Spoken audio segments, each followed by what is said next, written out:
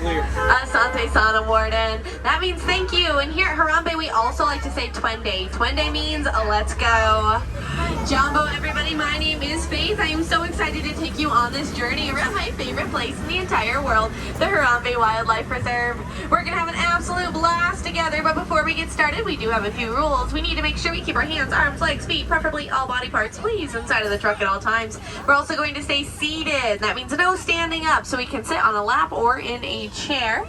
Other than that, we want to hold on to our belongings tightly. If anything falls, we'll just wave to it because we can't stop right away. And we also want to make sure not to yell at the animals. No screaming at them, whistling, making dog noises, anything that might scare them. This is their home. This is where they feel safe. Alrighty, let's get started. We're starting off here in the Little Aturi Forest, where lots of animals depend on camouflage or the ability to blend in. Actually, if you look behind one of these trees on the left, you're going to see a saddle-billed stork hanging out there. Now, if you look for one, you'll probably see another not too far, because saddle-billed storks do mate for life. They are quite the lovebirds. On our right, you'll see the backside, the eighth wonder of the world, the backside of okapi hanging out there. Now, you might see those stripes and think the okapi might be related to the zebra, but they're actually not. They're closely related to the giraffe, and you can tell this by their skull structure and also from their long prehensile or finger-like tongue. They can use their tongues to clean out their eyes, their ears, their nose, and also to get all those yummy leaves off the trees, of course. Oh wow, we're in for a treat. On our left-hand side, we have an awake, it's been sleeping all day, a black rhino hanging out and getting a nice meal. Look at this black rhino. You'll see it has a pointed upper lip. That is a prehensile upper lip, so it can use it like a finger. Now, what this means is it means that they are browsers. So they eat leaves out of trees and off of bushes rather than eating it off of the ground. Now, black rhinos don't have any natural predators, but they are facing extinction. At this point, there are less than 5,000 of them left in the entire world. And that's because they're being hunted for their horns. Their horns are made out of keratin, which is the same thing that make up our hair and our nails. Some people think keratin might have medicinal properties to it, but it actually doesn't. So the best way to help these animals is just to educate others on them. One really cool thing that we have in common with these black rhinos too is, like I said, their horns are made out of the same thing our nails are made out of. That's keratin. And just like we like our nails a certain shape and file down a certain way, they like their horns the same way. So you will see them sometimes rub their horns on rocks and trees until they get that perfect shape that they wanted. It's amazing. It reminds us that this world, that we really aren't so different after all, right? Alright, now we're going to head over to the Safi River, where it's a great reminder of why we want to keep our waterways clean and flowing for these animals who depend on them. On our right-hand side, I do see a small boat of hippos that's going to be over the corner. And then we also have some pink-backed pelicans. Now, get ready for it. These pink-backed pelicans are known for their pink backs. They get even darker shades of pink when they are in their nesting season. You'll see it looks like they're about to get fed in just a moment. One of their keepers is out here. Now, they have a pretty great wingspan, about as wide as our truck is. And we'll wave to our keeper. Amazing keepers like this one here help to encourage our animals to keep getting, help us to learn more and keep knowing all these fun things about these animals. Yeah, on your left, it looks like they just got fed over here. These are more Nile hippopotamuses. Now, they spend most of their time in the water like we see them right now. It helps protect them from the sun and also from the heat in general. As you can see, they're made for the water. Their eyes, ears, and nose can be fully above water, while the rest of them is fully submerged. And if you look closely, you'll also see they aren't great swimmers. They're actually just really good at walking on the bottom of the water. Oh my! I hear you. They've got lots to say today, don't they? They also are really great at holding their breath. They can hold their breath for 8 minutes at a time.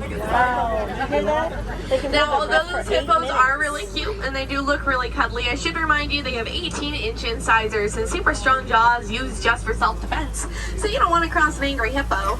But speaking of super strong jaws, we have one of our fiercest predators on the left side of the truck. It's a Nile crocodile. Whoa, look at those crocodiles. Now, Nile crocodile can be about as long as a giraffe is tall.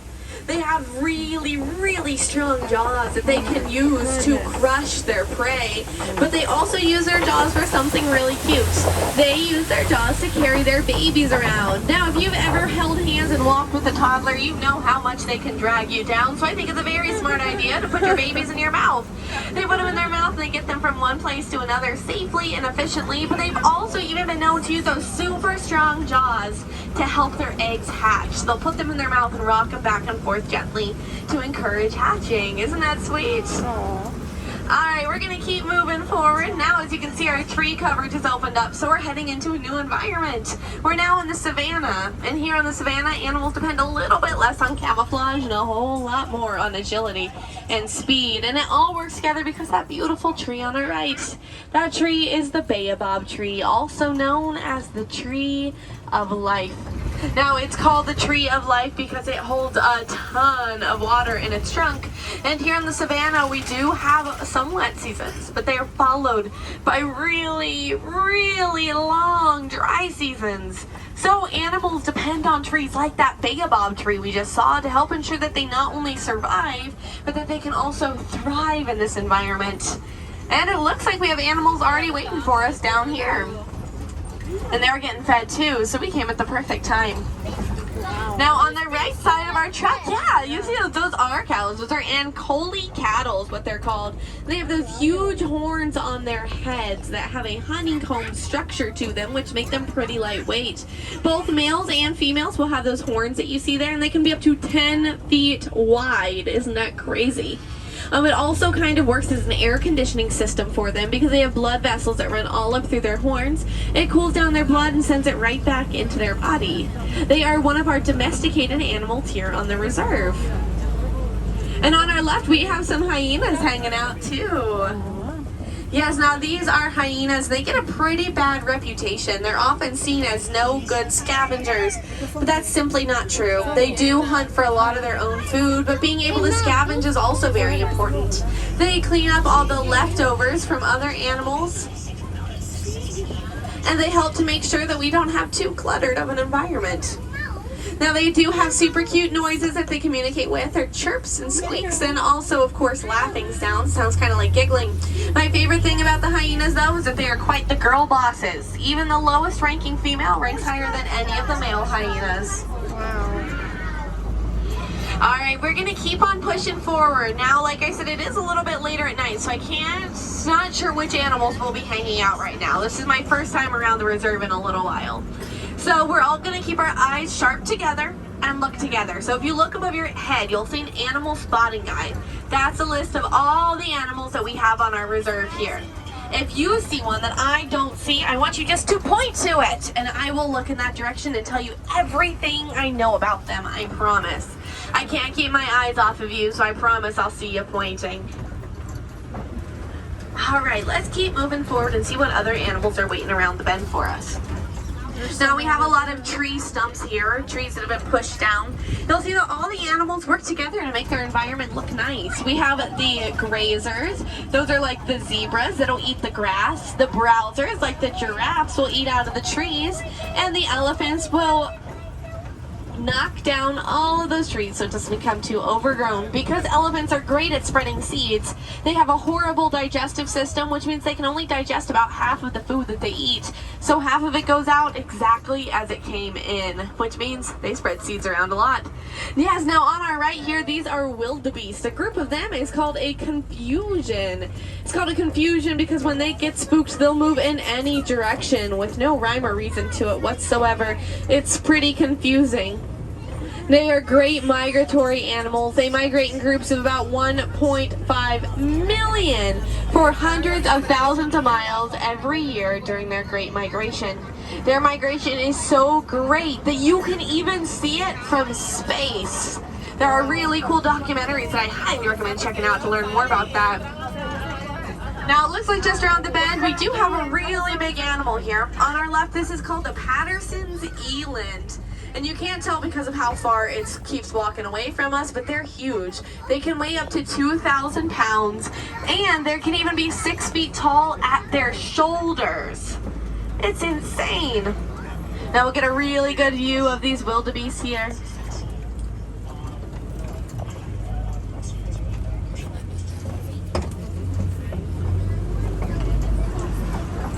Oh, and it looks like we're gonna be lucky. I still see an elephant out waiting for us up ahead. All right, I'm gonna move forward really fast. That way we can see this cool elephant. Now on our right hand side, this is an African elephant waiting for us. Yeah, now I can tell this is an African elephant because of two things. One, its ears are in the shape of Africa. And two, we are in Africa, so it's really easy to remember. I'm gonna move forward so I can get you a little bit of a better view.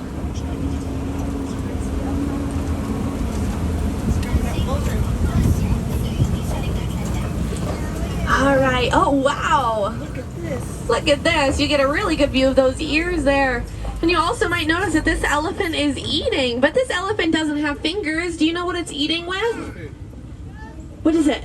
Its trunk. Very good. Yeah, it's eating with its trunk. Now, it doesn't have fingers, but it does have a prehensile trunk, which means it has two finger-like appendages at the end of its trunk. It can use that to pick up food and even pick up something as simple as a single blade of grass. It's crazy. Well, elephants always are on the move, always looking for more food, and that's because they eat 300 pounds of it every single day. And recently they found themselves traveling right onto farmland, which isn't great. I mean, if you're an elephant, it might seem like a nice buffet for you, and it's all fun and games until the farmer wakes up and notices their crops have been destroyed. It put the elephants in danger, and it put the farmers in danger. So we did a little bit of research. We already knew that elephants had a great sense of hearing. They could hear things that we couldn't. Even they could hear us when we boarded our truck earlier. Isn't that crazy? Which means that they talk in a lot of ways that we can't hear either. We found out that us as humans can only hear about 20% of their communications, which means if elephants were to talk to each other 5 times, we would only hear one of those conversations. Isn't that crazy? We found out that one of the ways that they talk is with a certain sound that basically lets other elephants know to watch out because bees are nearby, and that's because elephants are terrified of bees. It looks like there's gonna be some elephants around the bend, so I'm gonna bring you around. But yeah, they're terrified of bees, and they do have a pretty thick skin, but it's also a very sensitive skin, and the African honeybee is no joke. So we started the Elephant and Bee Project, which is where we started putting beehives around the outside of farmland, and it worked. It kept the elephants out and safe, kept the crops in and safe, helped the farmers, and helped the bees. A win-win situation, and a great example of how we can work with animals rather than against them. It looks like we're gonna have one down by the water, so if it's all right with you guys, I'm gonna stop down by the water. I think that'll be your best picture view. Are you ready? Yeah. All right, because I think that this will be your best picture that you can get. It's gonna be right. Oh, they're playing together. We're gonna go in the water. All right, are you ready for? I told you I'm gonna stop for a good picture moment here, my friends. Look, we're going in the Ready? water. Look to the left as we come around so here. cool. Look, guys. Oh my goodness. That is so cool. Yeah, aren't they amazing? They have a lot of cool ways to stay cool too. If you look close, you can see those blood vessels running all through their ears. It'll cool down their blood and send it back into their body. They can also fan themselves with their ears or use their trunks to throw dust and dirt and water over themselves, or even roll around in the mud and water to coat their skin in the mud, and it acts kind of like a sunscreen to protect them from the sun. Wow, look at those. Now on the left here, we do have some greater flamingos. Very good. Yeah, these are flamingos here. Now they're known for their size and their beautiful, beautiful color. They get their color from the beta carotene in the shrimp that they eat. Beta carotene can also be found in sweet potatoes or in carrots. And if you ate enough of either of those things, you would also start to turn a pinkish orange color. Now we're actually in a great view. If you see the ones with the orange wristbands on the left, those are all the chicks, which is why they don't have their full coloring yet. A group of flamingos is appropriately named a flamboyance. Alright, it looks like if we look directly left in just a moment, you'll be able to get a final peek of an elephant. It has hay on its head. Very cool. Alright, let's keep moving and see what other animals are waiting around for us. Now, I want to tell you the story of one of my favorite animals in the hopes that we might get to see it in a moment. It's called the bontebok. It's on the left side of your spotting guide. They have knee-high socks on. Now, bontebok can't jump high, and they can't run fast. So they were actually hunted to near extinction. At one point, there were less than 17 bontebok left in the entire world. That's less than the amount of people on our truck with us right now. But don't worry, it's a good story, but I'll tell you about the rest of the story after we see these cheetahs on the left-hand side. Cheetahs. They're waiting up on the hill for us here. Now, cheetahs are the fastest land animals. They can run at speeds of 60 miles per hour in just 3 seconds, which is about the same as rock and roller coaster. They are made for that speed too. They have claws that never retract, kind of like cleats when you play sports. It gives them better traction. They also have beautiful black spots around their eyes to help protect them from the glare of the sun. That's because they're one of the only predators that hunts during the day. The reason they hunt during the day is because they have to take a breather after they hunt. And if they were to take that breather at night, the other animals might just bully them out of their food.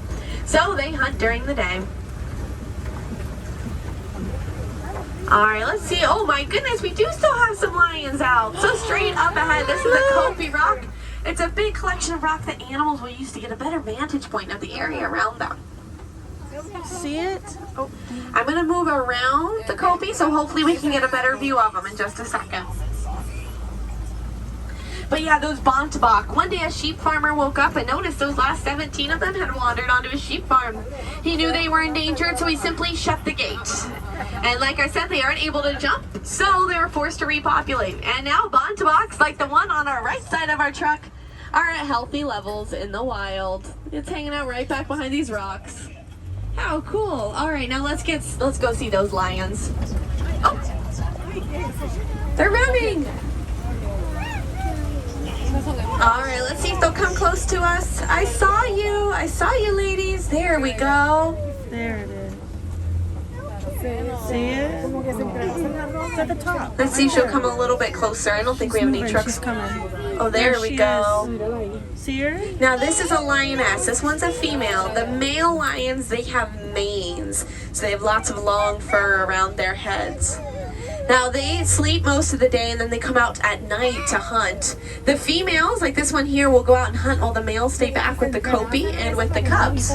They also have a really powerful roar that can be heard up to 5 miles away. That's crazy, yeah, and they roar contagiously too. So if one starts roaring, the rest of them will all join in. Now I don't think I have any friends hanging out on the left right now, but it does look like we have a water buck up ahead on the right. Now waterbucks, they have heart-shaped noses and bullseye butts, and if you ever are looking for water, you won't be far if you see them, because they never go far from water. You will normally smell them before you see them though. They have a scent that smells like turpentine. On the ground right there, there's a few ostrich eggs as well. Now those ostrich eggs do come from ostriches, the largest birds, of course. Ostriches can run at 40 miles per hour, which is insane. But they also have those huge wings that don't help them fly, but they do help them steer. Those eggs are really unique too. So not all of them are fertilized. It's kind of like chicken eggs. Not every ostrich egg will grow up to be an ostrich. But those ostrich eggs are cool just being eggs. Each one of them weighs as much as 24 chicken eggs and is so strong that any of us could stand on them and they would not even crack. Isn't that crazy? And we're gonna keep moving. Here we are. All right, so I told you about the elephant and the bees. I don't know about you, but I really don't have a problem with bees. Or elephants getting into my groceries. So I don't think I need any beehives right now. And I also don't really have any room for a species on my screened-in patio. I don't think I'd be able to help those animals out either. And we see a farm here. I don't have room for farm animals in my one-bedroom apartment. But if I've learned anything working here at Animal Kingdom, it's that it all starts with one animal. All of the difference starts with one animal. So today I encourage you to go out of your way to help one animal. That can be picking up a piece of your trash so a squirrel doesn't eat it, or not feeding your cheeseburger pod to a duck no matter how much it begs you for it. That can be when you get home, going and taking a dog from the animal shelter on a walk, or if you can and it's safe, remember it has to be safe, you could help a turtle cross the street. Do whatever it takes to help an animal out, because the thing is, it can change your hour or your day, but for these animals, your difference could change their entire world. It's a wonderful power and privilege and responsibility that us as humans have alone. We have such a huge impact on these animals. We want to make sure that it's a positive one from here on out. So, my friends, here are some easy ways to start. We can reduce, reuse, and recycle. You also can follow a conservationist or donate to a conservation fund. Some great ways to find out about them is to go to the American Zoo Association website. They have lots of accredited aquariums and zoos and conservations and lots of great stuff where you can find out about some awesome ways to help animals. But you can also do your own research and find something that speaks to you and excites you. I just encourage you to do your research first. But the best way to help these animals is just to keep talking about them. Never let anybody forget that we share this beautiful world with them, and we want them to be around for generations upon generations to come. So my friends, go on all the treks and trails you can today. Talk to all the people you can, ask all the questions you have, and when you get home, read books, watch movies and documentaries, listen to podcasts, read journals, do whatever it takes to keep these animals on our minds and in our hearts, because they absolutely do depend on us. All right, if we have any wilderness explorers aboard today, you've been on the Simba 1, that is SIMBA 1. Once again, my name is Faith. It's been an absolute pleasure having you today. My friends on the right-hand side, please watch your hands, arms, legs, and feet. Those doors are open.